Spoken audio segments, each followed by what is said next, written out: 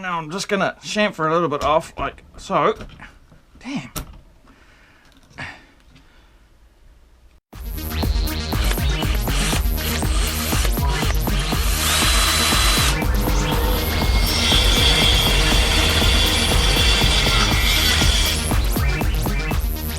Let's go and make something. Man, I wish DIY Man Glen was here to sharpen my chisel. Someone mentioned sharpen. Sharpening. I like sharpening. I'll make it. Give me 10 minutes, I'll make it sharper than both of us. Haha. Haha. Ha. Ba-dum-bum, psh. DIY Man Glen here. How's it going? So yeah, 1010101 on sharpening chisels. Or 101. Yeah, so blunt chisels cut hands. Simple as that. Other thing that cuts hands is cutting like that. So I cut like that, and no way my hand's going to get cut. But yeah, basically you have to push through really hard with a blunt chisel. With a sharp chisel you don't. There's a lot more videos on YouTube out there on sharpening chisels and whatnot. So feel free to go and have a look at that. This is just what I do. Figure of 8, roundy, roundy, roundy. Does one of two things: sharpens your chisel in a really good fashion, and saves your stone. Because if I'm just doing this, I'll put a hollow in my stone. If I'm doing this, we'll do some close-ups later, I'm using the maximum amount of my stone possible, and it's keeping my stone nice and flat and true. The figure of 8 cut also sharpens your chisel like this, with a leading edge there and a leading edge there, and a little hollow in the middle, which is a good system. But yeah, so next 2 hours. 2 hours later. A lot of stones have 2 grits, really rough grit and a not so rough grit. You have 2 types of stones: wet stones, oil stones. This happens to be an oil stone. Place a bit of oil on said stone. It's just really just a cutting compound, and you want a nice light machine oil, 3-in-1 type oil. Diesel's really good. Diesel's awesome for sharpening. And here's that figure of 8 pattern. Another thing, if I push just straight like this, there's a tendency for me to push harder there and lighter there when I get to the back. And rocking it's not what you want. The figure of 8 stops that. Makes my cut even. And basically I'm cutting on this stroke up through here. So it's cut, drag, cut, drag, cut, drag. It's actually too much oil on my stone. The other thing too is you want your stone locked off to a vise.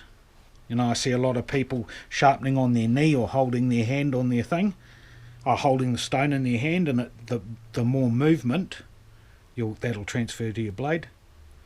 No good.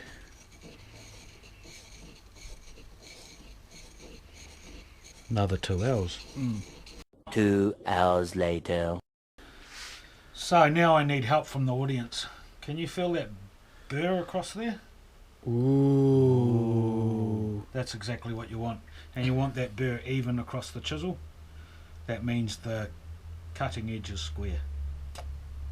And it's a piece of wet and dry. And this is P something 600. 600. Yay. And that's basically, it's a greater than scale. So P400 is 400 little grits of sand in a square inch. 600 is 600 bits of sand in a square inch. 1200 is 1200, so on and so on. You go to 600, repeat the same process. Bit of oil on the paper. This is ultra treat way of sharpening chisels.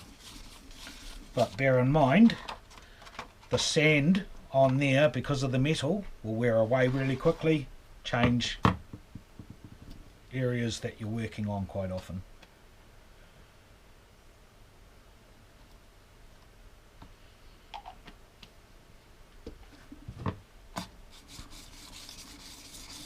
And now I've got a fresh piece of sand. Sandy, gritty bit to work on. And I've started at 600. Well, I'd start at 400, 600, 1200, 1500. No, all good. And that's basically all I do for sharpening. Go through your start at your heavy grit, go to the next grit, go up through your wet and dry sandpapers. You can get diamond stones, but they're $300 each, or you can go to the local hardware store and buy wet and dry. That's $1 a sheet. I know which one I'd rather do. Yeah. And then it's just the little figure of 8 and lots of practice and patience. The hard part's probably trying to keep that angle, isn't it? Yeah. The angle, you got to keep it. Yeah. Hard is when you're restoring old chisels. Excuse me. And the edge has been lost and I've re-established that edge. But it's just a muscle memory thing. It's just the amount of times you do it. And there's varying ideas on what degrees. It's 26 to 30, you know. Yeah. Depends on what you're doing. And this is a carving scallop chisel. It's marble. It's one of the best in the world.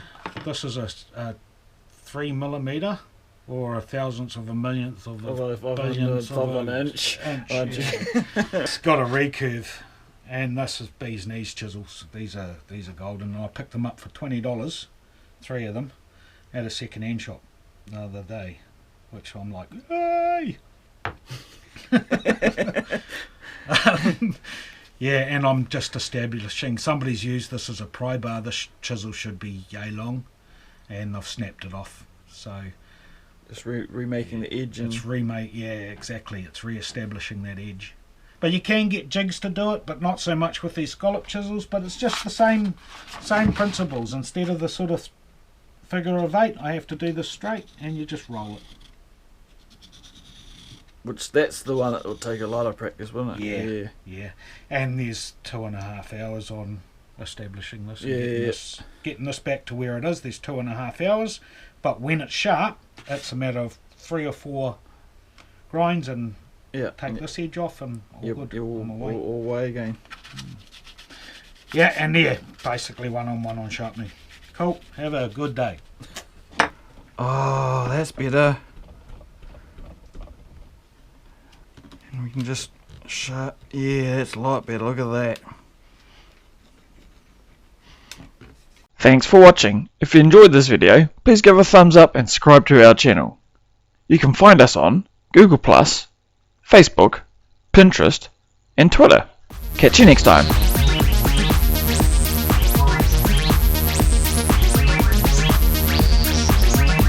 Don't forget to go and make something. Yep.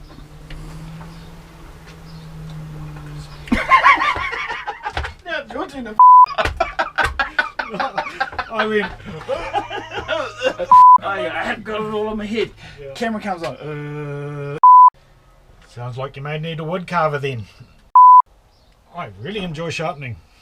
If I was a Marvel character, I think sharpening would be my superhero power. Oh, I wish DIY Man Glen was here to sharpen me. I was gonna swear again. Again, I can't swear, can I? I've got to be family Orientated. orientated.